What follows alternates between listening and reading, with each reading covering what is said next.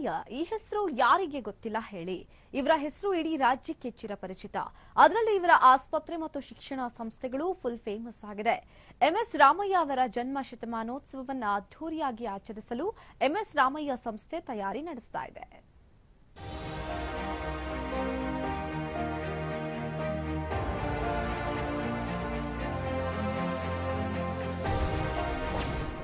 MS Ramaiah ಜನ್ಮ ಶತಮಾನೋತ್ಸವಕ್ಕೆ ಭರ್ಜರಿ ತಯಾರಿ.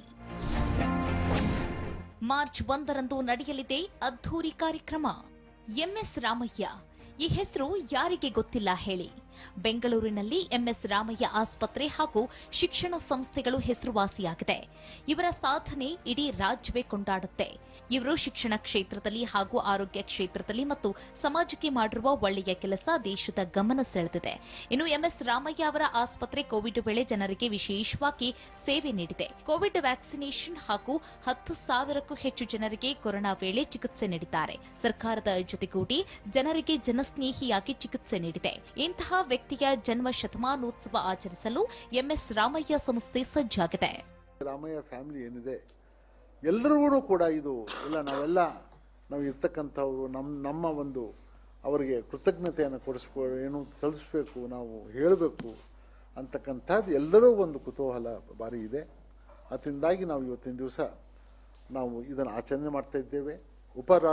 ರಾಷ್ಟ್ರಪತಿ ಅವರು ಇವತ್ತಿನ ದಿವಸ ಬರ್ತಾ ಇದ್ದಾರೆ ಮತ್ತು ಗವರ್ನರ್ ಬರ್ತಾ ಇದ್ದಾರೆ.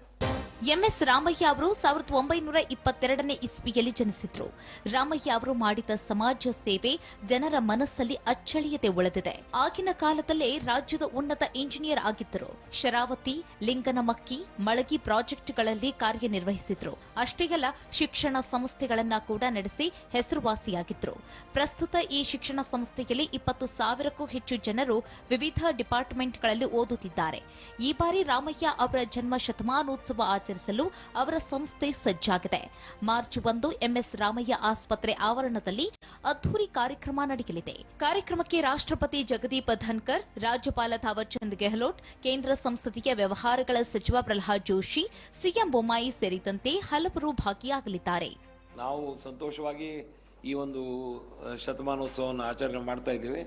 ಇದಕ್ಕೆ ಉಪಾಧ್ಯಕ್ಷರು, ನಮ್ಮ ರಾಷ್ಟ್ರದ ಉಪಾಧ್ಯಕ್ಷರು ಮತ್ತೆ ಈ ರಾಜ್ಯದ ರಾಜ್ಯಪಾಲರು, ನಮ್ಮ ರಾಜ್ಯದ ಮುಖ್ಯಮಂತ್ರಿಗಳು ಮತ್ತು ಕೇಂದ್ರ ಮಂತ್ರಿಗಳು, ಹಲವಾರು ಜನ ಈ ಒಂದು ಕಾರ್ಯಕ್ರಮಕ್ಕೆ ಭಾಗವಹಿಸ್ತಾ ಇದ್ದಾರೆ.